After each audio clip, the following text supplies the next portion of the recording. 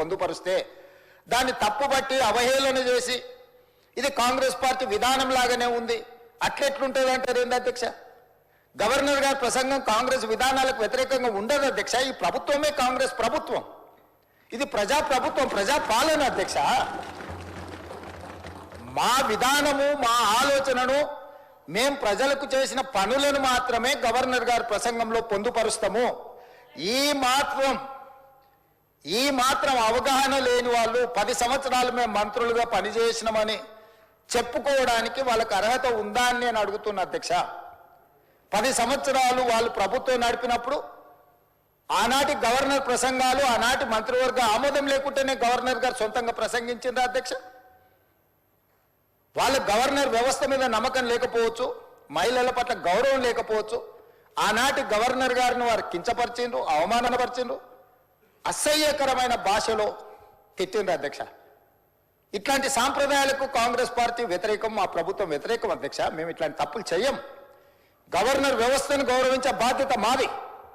మనం రాసుకున్న రాజ్యాంగం అధ్యక్ష, ఇది మనం తెచ్చుకున్న రాజ్యాంగం అధ్యక్ష. అందుకే గవర్నర్ గారిని గౌరవించి గవర్నర్ గారి ప్రసంగాన్ని, గవర్నర్ గారి ప్రసంగంలో ఏమైనా ప్రజలకు ఇంకా మేలు చేయడానికి ఏమైనా మీరు సూచనలు చేయాలి అనుకుంటే వాటి సూచనలు చేస్తే తప్పకుండా ప్రభుత్వం రేపు బడ్జెట్లో ప్రవేశపెట్టబోయే బడ్జెట్లో ఉప ముఖ్యమంత్రి గారు ఆ అంశాలను కూడా చర్చకు తీసుకొని వాటిని అందులో పొందుపరిచి ముందుకు వెళ్తాం అధ్యక్ష. కానీ ఈరోజు వాళ్ళు ఇట్లా మాట్లాడాల్సిందంతా మాట్లాడతాం, ఎవరు మాట్లాడినా అడ్డుకుంటాం, ఆ తర్వాత మేము వెళ్ళిపోతాం. ఖాళీగా ఉన్నది కదా అధ్యక్ష. మన పార్లమెంట్ ఎలక్షన్లు ఇదే జరిగింది కదా అధ్యక్ష. నేనేం చెప్పినా సున్నా అవుతుంది, గుండు సున్నా అవుతుంది అని చెప్పిన కదా అధ్యక్ష. ఇట్లనే వివరిస్తే రేపు శాసనసభలు కూడా గుండు సున్నా అవుతుంది అధ్యక్ష. అదేవిధంగా అధ్యక్ష, ప్రజల సంక్షేమం, ప్రజా శ్రేయస్సు కోసం మేము పరితపిస్తూ ఉన్నది ఉన్నట్టుగా కళ్ళకు కట్టినట్టుగా చెప్పాలనేది నా తాపత్రయం అధ్యక్ష. అబద్ధాల ప్రాతిపదికన ప్రజల్ని మభ్యపెట్టి ప్రతిపక్షాలను లేకపోతే వాళ్ళ మీద ఆధిపత్యం చెలాయించి వాళ్ళ గొంతు నొక్కి ప్రభుత్వాన్ని మేము నడపాలని అనుకుంటలేము అధ్యక్ష. అందుకే తెలంగాణ రాష్ట్రం దేశంలోనే సమున్నతంగా అన్ని రంగాలలో నిలబెట్టాలనే తాపత్రయంలో మా మంత్రివర్గ సహచరులు తమరు ఈ వ్యవస్థలన్నీ కూడా మా ప్రభుత్వ అధికారులు కూడా సంపూర్ణంగా సహకరించబట్టి చాలా విజయాలు సాధించినాం. ఇంకా సాధించాల్సినవి ఉన్నాయి. ఈ అంశాలకు సంబంధించి ఈరోజు మనం చర్చించుకుంటున్నాం. గవర్నర్ గారు లేవనెత్తిన అంశాలతో పాటు అదేవిధంగా ప్రభుత్వంలో ఇప్పుడు ఈ జరిగిన 15 నెలల పరిపాలన మీద ప్రతిపక్ష సభ్యులు పల్లా రాజేశ్వర రెడ్డి గారు కావచ్చు, జగదీశ్వర్ రెడ్డి గారు కావచ్చు, మహేశ్వర్ రెడ్డి గారు కావచ్చు, లేకపోతే కూనంనేని సాంబశివరావు గారు కావచ్చు, అక్బరుద్దీన్ ఓవైసీ గారు కావచ్చు, మిత్రులు రామచంద్ర నాయక్, ఆది శ్రీనివాస్ గారు, వేముల వీరేశం గారు కావచ్చు, ప్రస్తావించిన అంశాలను అన్నిటిని కూడా దృష్టిలో పెట్టుకుంటాం అధ్యక్ష. ఎందుకంటే ప్రజల శ్రేయస్సు కోసం, ప్రజలకు మేలు జరగాలన్నదే మా ఆలోచన. కాబట్టి ఎవరు ఏమాత్రం తెలంగాణ సమాజానికి ఉపయోగపడే సూచనలు చేసినా వాటన్నిటినీ తీసుకోవడానికి మాకు ఎలాంటి అభ్యంతరం లేదు అధ్యక్ష. ఈ తెలంగాణ ఏళ్లకేళ్లకు పోరాడిన తెలంగాణ చరిత్ర అధ్యక్ష. అణిచివేతను అహంకారాన్ని ధిక్కరించి ఎదిరించే ఉద్యమ పునాదులున్న ప్రాంతం తెలంగాణ ప్రాంతం అధ్యక్ష. 10 ఏళ్ల విధ్వంసం, నియంతృత్వ పోకడల నుంచి తెలంగాణ 4 కోట్ల మంది ప్రజలు మార్పును కోరుకొని ఈరోజు ఈ ప్రభుత్వాన్ని ఏర్పాటు చేయడం అధ్యక్ష.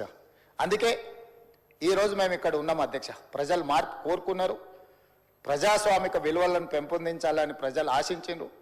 అందుకే ఈరోజు మేము ఇక్కడ నించొని ఈ ప్రభుత్వాన్ని ప్రజల కోసం నడిపిస్తున్నాం అధ్యక్ష. అందుకే అధ్యక్ష, తెలంగాణ రాష్ట్రంలో మా ప్రభుత్వం ఏర్పడిన తర్వాత ముఖ్యంగా రైతుల కోసం, మహిళల కోసం, యువత కోసం, విద్యార్థుల కోసం, నిరుద్యోగ యువకుల కోసం, వీళ్ళందరి కోసం తెలంగాణ రాష్ట్రం యొక్క అభివృద్ధి, తెలంగాణ రాష్ట్ర బ్రాండ్ ఇమేజ్, తెలంగాణ రాష్ట్రాన్ని ప్రపంచ దేశాలతోనే పోటీ పడే విధంగా ఈరోజు పెట్టుబడులను తేవడమే కాకుండా ఈరోజు సంక్షేమము, అభివృద్ధి, పారదర్శక పరిపాలనను తీసుకురావాలన్న తాపత్రయం, ఆలోచన, కృషి ఈ 15 నెలల్లో మేము ఏదైతే చేసినామో వాటికి సంబంధించిన వివరాలను గవర్నర్ గారు ప్రసంగంలో పెట్టినాం. దానికి సంబంధించిన కొన్ని విషయాలను కూడా తమ ద్వారా ఈరోజు తెలంగాణ ప్రజలకు నేను వివరించదలుచుకున్నాను అధ్యక్ష. ముఖ్యంగా వ్యవసాయం అధ్యక్ష. తెలంగాణ ప్రజలు 70% పైగా వ్యవసాయం మీద ఆధారపడ్డ కుటుంబాలు అధ్యక్ష. తెలంగాణ ప్రాంతానికి ఒక గొప్ప చరిత్ర ఉన్నది.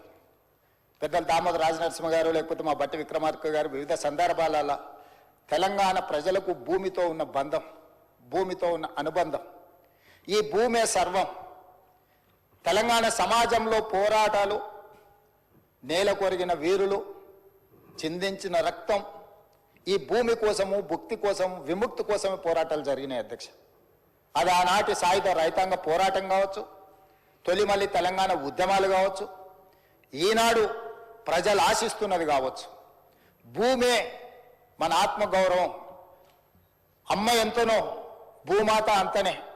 గ్రామంలో మన యొక్క గౌరవం, మన గుర్తింపు, మన భూమి. ఆ భూమిని నమ్ముకొని వ్యవసాయంలోనే పుట్టి, వ్యవసాయంలోనే పెరిగి, వ్యవసాయంలోనే చనిపోతున్న మన కుటుంబాలను ఆదుకోవాలన్న బాధ్యత మా ప్రభుత్వం మొట్టమొదటిగా తీసుకున్నది అధ్యక్ష. అందుకే ఎన్నికల సమయంలో 2 లక్షల రూపాయల వరకు రైతులను రుణ విముక్తులను చేసి, మీరు ఎక్కడైనా చూడండి అధ్యక్ష, ఆత్మహత్యల్ని, కార్పొరేట్ కంపెనీలు లక్షల కోట్లు అప్పులు చేసిన వ్యాపారస్తులు ఎవరు ఆత్మహత్యలు చేసుకోలేదు అధ్యక్ష ఈ దేశంలో. కానీ రైతు 20,000, 50,000, 1,00,000, 2 లక్షలు అప్పు చేస్తే, అప్పుల వాడు ఇంటి ముందుకు వచ్చి నిలబడితే, ఆ ఆత్మ గౌరవాన్ని చంపుకోలేక అప్పులవాడు ఇంటి ముందు నిలబడితే తలెత్తుకొని అబద్ధాలు చెప్పలేక ఈనాడు నా రైతాంగం ఆత్మహత్యలకు పాల్పడుతున్నారు అధ్యక్ష. అత్యధికంగా ఆత్మహత్యలు జరగడానికి కారణం రైతులు తెచ్చుకుంటున్న అప్పులు అధ్యక్ష. అందుకే ఏ కార్పొరేట్ కంపెనీ వాడు దాదాపుగా 16 లక్షల కోట్ల రూపాయల కార్పొరేట్ కంపెనీలు బ్యాంకులకు ఎగవేత వేసి, నీరవ్ మోడీలు, లలిత్ మోడీలు, విజయ్ మాల్యాలు వేల లక్షల కోట్ల అప్పులు చేసి దేశం విడిచి పారిపోయి ఇతర దేశాలలో విలాసవంతమైన జీవితాలు గడుపుతున్నారు తప్ప ఎవరు బ్యాంకులకు పన్ను ఎగవేసి అప్పిచ్చినోడికి అప్పేగేసి ఎవరు ఆత్మహత్యలు చేసుకోలేదు అధ్యక్ష. కానీ నా గ్రామీణ ప్రాంతాలలో, తండాలలో, గూడాలలో, మారుమూల పల్లెల్లో ఉన్న రైతాంగం వేల రూపాయల అప్పులు చేస్తే కూడా అప్పులవాడు ఇంటి ముందుకు వస్తే కుటుంబ సభ్యుల ముందు, కట్టుకున్న భార్య ముందు, తమ పిల్లల ముందు అవమానాన్ని భరించలేక ఆత్మహత్యలు చేసుకుంటున్నారు. కాబట్టే మొట్టమొదట మా ప్రభుత్వం ఏర్పడ్డ తర్వాత రైతులకు రుణమాఫీ చెయ్యాలి, రుణ విముక్తులను చేయాలి, ఆత్మగౌరవంతో నా రైతాంగం బ్రతకాలి అన్న ఆలోచనతోటి 2 లక్షల రూపాయల వరకు రుణమాఫీ చేస్తామని ఏ ఎన్నికల మేనిఫెస్టోలో మాట ఇచ్చినమో, మాట ప్రకారం 25,35,000 మంది రైతులకు 20,616 కోట్ల రూపాయల 89 లక్షలు, దాదాపుగా 20,617 కోట్ల రూపాయలు రైతు రుణమాఫీ చేసిన చరిత్ర మా ప్రభుత్వానిది, ఈ మంత్రివర్గాన్ని అని చెప్పి నేను ఈ సందర్భంగా చెప్పదలుచుకున్నాను అధ్యక్ష.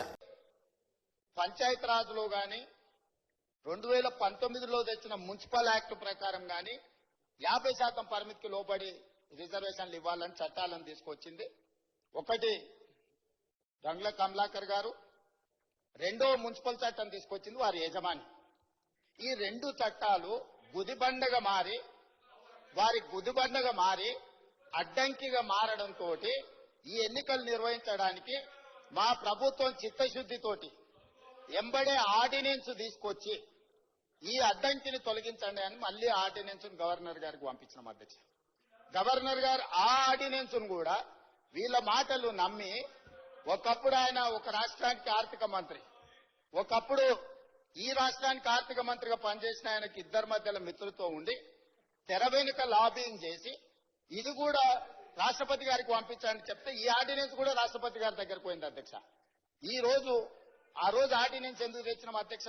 అత్యవసరం ఉండి శాసనసభ నడవడం లేదు కాబట్టి ఆర్డినెన్స్ తీసుకొచ్చి పంపించినాం.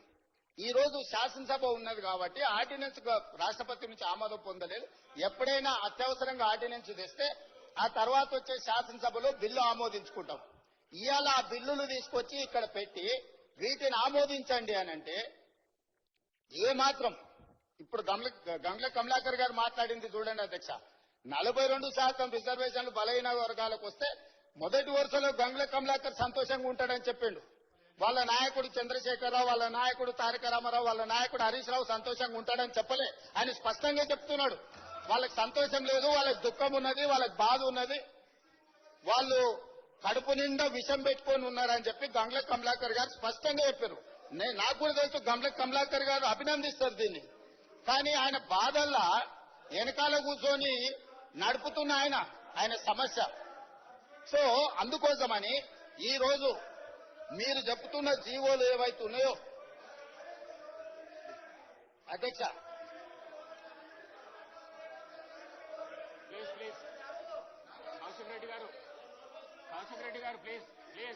అధ్యక్ష బీసీ కమిషన్ కి ఇచ్చిన జీవో అయినా లేకపోతే డెడికేటెడ్ కమిషన్ కు ఇచ్చిన జీవో అయినా బలహీన వర్గాలకు 42% రిజర్వేషన్లు ఇవ్వాలన్నదే ప్రభుత్వం యొక్క ఆకాంక్ష, చిత్తశుద్ధి అధ్యక్ష. అందుకోసమని ఇప్పటి వరకు కలిసి రాలే. అదేవిధంగా గంగుల కమలాకర్ గారు ఇంకొక మాట అన్నారు, ఢిల్లీకి అఖిలపక్షాన్ని తీసుకెళ్తా అన్నారు, మీరు అఖిలపక్షాన్ని తీసుకెళ్లలేదని. అధ్యక్ష 5 సార్లు ప్రధానమంత్రికి నేను లేఖ రాసిన. దీనికి సంబంధించి మేము ఢిల్లీకి రావాల్సి ఉంది, మీరు ప్రధానమంత్రికి అపాయింట్మెంట్ ఇస్తే మేము అందరం కలిసి వచ్చి మిమ్మల్ని కలిసి విజ్ఞప్తి చేస్తామని. ప్రధానమంత్రి మనకు అపాయింట్మెంట్ ఇవ్వలేదు అధ్యక్ష. ప్రధానమంత్రి అపాయింట్మెంట్ ఇవ్వకపోతే పార్లమెంటు జరిగేటప్పుడు ప్రధానమంత్రిని కేంద్ర ప్రభుత్వం మీద ఒత్తిడి తీసుకురావడానికి జంతర్ మంతర్ లో మేము దీక్ష పెడితే, జంతర్ మంతర్ లో ధర్నా చేస్తే దాదాపుగా 100 మంది పార్లమెంట్ సభ్యులు ఇతర రాష్ట్రాలకు సంబంధించిన వాళ్ళు వచ్చి తెలంగాణ బీసీ రిజర్వేషన్ 42కు మద్దతు పలికిండ్రు. కానీ రాజ్యసభలో ఉన్న బీఆర్ఎస్ ఎంపీలు మాత్రం అటువైపు కూడా కనుదిప్పి చూడలే అధ్యక్ష. బలహీన వర్గాల తరఫున మాట్లాడుతున్న గంగుల కమలాకర్ కూడా ఆ వైపు రాలేదు అధ్యక్ష. అంటే వాళ్ళ పార్టీ నాయకుడు బలహీన వర్గాలకు 42% రిజర్వేషన్లు ఇవ్వడానికి సిద్ధంగా లేరు, వాళ్ళకి చిత్తశుద్ధి లేదు. ఇవాళ కూడా ఈ గందరగోళం సృష్టించి బలహీన వర్గాలకు సంబంధించిన రిజర్వేషన్ల బిల్లు ఆమోదం చెందకుండా ఒక అబద్దాల ప్రాతిపదికన ఈ రోజు మాట్లాడుతున్నారు అధ్యక్ష. అందుకే ఇలాంటి వాళ్ళకి కనువిప్పు కలగడానికి ఫిబ్రవరి 4 ప్రతి సంవత్సరం సోషల్ జస్టిస్ డేగా నడుపుకోవడానికి ఇదే సభలో మా మిత్రులు పొన్నం ప్రభాకర్ గారు తీర్మానం ప్రవేశపెడితే ఆమోదించిన అధ్యక్ష. ప్రతి సంవత్సరము బలహీన వర్గాలకు న్యాయం చేసినందుకు బలహీన వర్గాల ఆత్మగౌరవాన్ని పెంచడానికి ఫిబ్రవరి 4 తారీఖును సోషల్ జస్టిస్ డే కింద జరుపుకోవాలని నిర్ణయించిందే ఈ ప్రభుత్వం. మిత్రుడు పొన్నం ప్రభాకర్ గారు మంత్రి గారు ప్రవేశపెట్టిన తీర్మానం అధ్యక్ష. ఈ ప్రభుత్వం చిత్తశుద్ధిని, మీరు తప్పులు చేసిండ్రు, మీ తప్పులకు ప్రజలు శిక్ష విధించిండ్రు, ప్రజలు ఒక తీర్పు ఇచ్చిండ్రు, ప్రజలు ఇచ్చిన తీర్పు మేరకు ప్రజాప్రభుత్వం ఏర్పడ్డది. ఈ ప్రజాప్రభుత్వం ప్రజలకిచ్చిన మాట ప్రకారం వాటిని అమలు చేస్తుంది. అమలు చేయడానికి మీరు సహకరించండి. ఒకవేళ మీరు సహకరించము, మీ బుద్ధే మారలేదంటే మళ్ళీ ప్రజలు మళ్ళొక తీర్పు ఇస్తారు. ఆ హోదా కూడా మిగలదు చివరికి. కాబట్టి దయచేసి వీళ్ళు రాలే వాళ్ళు రాలే, అంతకంటే ముందు రాహుల్ గాంధీ గారు ఏం చేసిండ్రు, ఏం మాట్లాడిండ్రు, ఏం హామీ ఇచ్చిండ్రు, ఏ నిర్ణయం మేరకు ముందుకెళ్తున్నో వీళ్ళు మాకు సూక్తులు చెప్పాల్సిన అవసరం లేదు అధ్యక్ష. వాళ్ళ నాయకుడు మొదట సభలో వచ్చి కూర్చోమనుంది అధ్యక్ష. రాహుల్ గాంధీ వచ్చిండా లేదా, రాహుల్ గాంధీ ఆదేశం లేకుండా రేవంత్ రెడ్డి గారు ఇక్కడ ఈ నిర్ణయాలన్నీ చేస్తాడా అధ్యక్ష? ఇంత ఇంపార్టెంట్ చర్చ జరుగుతుంటే బలహీన వర్గాలకు న్యాయం చెయ్యాలని 100 సంవత్సరాల నుంచి జరగని కులగణన తెలంగాణ రాష్ట్ర ప్రభుత్వం చేసినందుకు ఏది ఏమైనా రాజకీయాలను పక్కన పెట్టి ప్రధాన ప్రతిపక్ష నాయకుడు చంద్రశేఖరరావు గారు వచ్చి ఒక మంచి మాట, అయ్యా మేం చేయలేని పని ప్రజాప్రభుత్వం కాంగ్రెస్ పార్టీ చేసింది, నేను అభినందిస్తున్నా అంటే వారి పెద్దరికం పెరిగి ఉండేది కదా అధ్యక్ష. వారేమో రాడు, ఇక వచ్చిన ఆయననేమో గిట్లున్నాడు, ఎట్లున్నాడో మీకే కనిపిస్తుంది ఆ పైనుంచి. ఇట్లాంటి వాళ్ళందరినీ ఇందులోకి తోలి తాను జడ్డ కోతి అంట వనమల్ల చేర్చిందంట. అట్లనే ఉంది ఈ వ్యవహారం. కాదు ఇప్పటికైనా మిత్రులు గంగుల కమలాకర్ గారికి నా సూచన, ఈ ఒక్క విషయంలోనన్నా వాళ్ళ ఒత్తిడికి లొంగకు. ఏమైనా మంచి సెట్ ఉంటే నేను చూసుకుంటా, నువ్వేం వాళ్ళకి భయపడకు మిత్రమా. మంచి సెట్ ఏమన్నా ఉంటే నేనున్నా, మనం పాత మిత్రులమే కదా, నీకు గెలవందేముంది. వాళ్ళ ఒత్తిడికి లొంగకు, వాళ్ళకి ఇష్టం లేదు. వాళ్ళ పోకడలు దగ్గరికెళ్ళి నువ్వు చూసినావు. పర్టికులర్ గా కరీంనగర్ లో నీకైనా ఎల్రమ్న గారికైనా పొన్నం ప్రభాకర్ గైనా వాళ్ళ పోకడలు ఎట్లుంటాయో నీకు తెలియదా, నేను చెప్పాలనా? కాబట్టి దయచేసి నాకు చాలా మంచిగా తెలుసు కాబట్టి ఇక్కడికి వచ్చిన, లేకపోతే ఎట్లా వస్తాను నేను? నాకు చాలా బాగా తెలుసు కాబట్టి కరువు కాల్చి వాత పెట్టి ఇక్కడ వచ్చి కూర్చున్నా. ఇక నా గురించి కాదు చర్చ. దయచేసి నేను అందరికీ నా విజ్ఞప్తి ఒకటే, ఇది ఒక మంచి ఉద్దేశంతో తీసుకొచ్చిన బిల్లులు. అందుకోసమని రాజకీయ వివాదాలకు తావు లేకుండా, మీరు ఆరోపణలు చేయకుండా మీరు సూచన చేయండి. తప్పకుండా ఆ మాట ఆయన అధ్యక్ష, ఒక అధ్యక్ష అధ్యక్ష ఆ వెనకాల గట్టిగా అరిచేట ఆయన కూడా ఆయనే అధ్యక్ష, ఆసోపతే. అందుకే ఆయనకి ఇష్టం లేదు, ఆయన కూడా వెనకాల అరుస్తున్నాడు అధ్యక్ష. కాబట్టి అధ్యక్ష అది కల్వకుంట్ల కాదు అధ్యక్ష, కల్వకుండా ఉంచడం అన్నమాట. ఎవ్వరు కల్వకుండా ఉండాలి. బీసీలు ఓసీలు కలవద్దు, ఎస్సీలు ఎస్టీలు కలవద్దు, మైనారిటీలు హిందువులు కలవద్దు. అది కలవకుండా చూసే కుటుంబం అధ్యక్ష, అది కలవకుండా కుటుంబం కాదు. కాబట్టి ఇప్పటికైనా ఈ బిల్లును చర్చ లేకుండా మన సభ అంతా ఏకగ్రీవంగా ఆమోదించి చేస్తే కేంద్ర ప్రభుత్వం మీద ఒత్తిడి తీసుకురావడానికి ఉంటది. మేము ధర్నా చేసినప్పుడు రాలేదు, మాకెట్లాగూ మోడీ గారు ఈ విషయంలో అపాయింట్మెంట్ ఇవ్వలే. మిత్రులు పాయల శంకర్ కి ఢిల్లీలో మంచి ఇన్ఫ్లుయెన్స్ ఉంది. మోడీ గారు అపాయింట్మెంట్ ఇప్పిస్తే మనందరం కలిసి వెళ్లి రాష్ట్రపతి గారి దగ్గర పెండింగ్ ఉన్న విద్యా ఉద్యోగ అవకాశాలకు సంబంధించిన బిల్లు, అదేవిధంగా రాజకీయ స్థానిక సంస్థలలో రాజకీయ రిజర్వేషన్ల బిల్లు, ఇప్పుడు చంద్రశేఖరరావు గారు 50% నియంత్రించుకుంటూ ఏదైతే తెచ్చిండో, వారు తెచ్చిన బిల్లు వల్ల పంచాయతీరాజ్లో ఎస్సీ ఎస్టీల రిజర్వేషన్లు తీస్తే ఆల్మోస్ట్ 27% పోతాయి అధ్యక్ష.